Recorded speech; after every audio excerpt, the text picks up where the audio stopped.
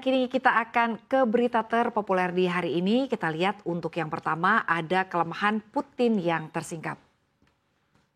Ya pemirsa, upaya kudeta yang dilakukan Wagner Group di Rusia telah berakhir, namun hal tersebut telah mengekspos rapuhnya pemerintahan Presiden Vladimir Putin. Tentara bayaran Wagner kembali ke markas mereka pada Minggu 25 Juni setelah Putin setuju untuk mengizinkan pemimpin mereka menghindari tuduhan pengkhianatan dan menerima pengasingan di negara tetangga Belarusia. Perjanjian itu menghentikan krisis luar biasa serangan tentara swasta yang dipimpin oleh mantan sekutu dekat Putin, Yevgeny Prigozhin, yang mencoba menyerbu Moskow. Namun para analis mengatakan pemberontakan Wagner telah mengungkap pemerintahan Putin lebih rapuh daripada yang diperkirakan sebelumnya. Langkah-langkah keamanan masih dilakukan di Moskow pada Minggu, meskipun lebih sedikit polisi yang terlihat dan orang yang lewat mengatakan mereka tidak peduli meskipun keberadaan Prigozhin masih belum jelas hingga saat ini.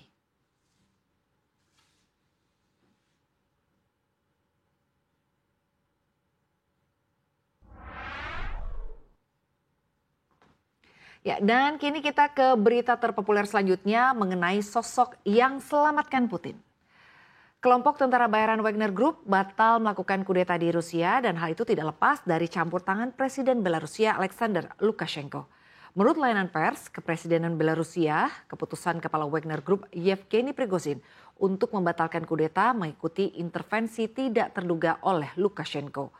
Sekutu Presiden Rusia Vladimir Putin itu dilaporkan telah melakukan serangan kesepakatan dengan Prigozhin yang membuat bos Wagner pergi ke Belarusia.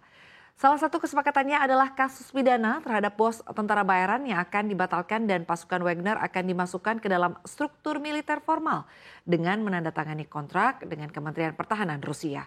Juru bicara Kremlin, Dmitry Peskov, mengklaim upaya mediasi Lukashenko berhasil menyelesaikan situasi tanpa kerugian lebih lanjut dan tanpa meningkatkan tingkat ketegangan.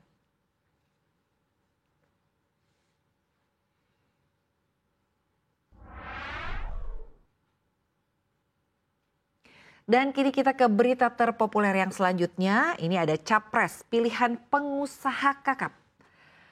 Kalangan gabungan pengusaha dalam negeri sudah menyiapkan nama calon presiden yang mereka pilih. Salah satu syarat dari capres yang akan mereka pilih pada Pilpres 2024 adalah merupakan orang yang paham ekonomi. Pengusaha senior Sofyan Wanandi menilai penentuan wakil presiden juga sama. Ia menyebut calon presiden yang ada tidak mengerti banyak mengenai ekonomi. Ketua Dewan Pertimbangan Asosiasi Pengusaha Indonesia atau APindo itu berharap siapapun nanti presiden dan wakil presidennya adalah orang yang mengerti ekonomi karena tantangan Indonesia 5 tahun ke depan adalah mengenai ekonomi. Sofyan mengatakan tantangan pemimpin baru baik presiden dan wakil presiden juga tidak akan mudah karena akan menghadapi ketidakpastian global. Selain itu, ancaman terhadap komoditas Indonesia dari negara-negara lain seperti Uni Eropa juga akan tetap ada.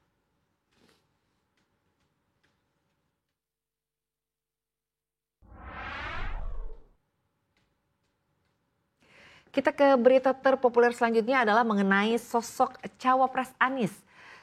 Kita lihat sosok bakal calon wakil presiden, pendamping bakal calon presiden Koalisi Perubahan untuk Persatuan Anies Baswedan telah disepakati. Hal itu disampaikan anggota tim 8 KPP Sugeng Surparwoto. Sugeng mengatakan nama-nama yang diusulkan oleh partai koalisi dan masukan masyarakat telah selesai dikaji secara mendalam. Anies dan tim ke-8 kini tidak lagi membahas mengenai bakal cawapres yang akan mendampinginya. Namun sudah melangkah lebih maju ke tahapan implementasi strategi pemenangan dan taktis pelaksanaan. Anggota tim 8 lainnya, Sudirman Said mengatakan dalam pertemuan itu Anies menugaskan agar tim 8 mulai mempersiapkan langkah konkret seperti pembentukan tim pemenangan nasional dan sementara itu Sekretaris Jenderal Partai Demokrat sekaligus anggota tim 8 Teguh Rifki Harsha menyatakan bahwa Partai Demokrat siap untuk berkolaborasi dengan seluruh anggota koalisi dan relawan Anies.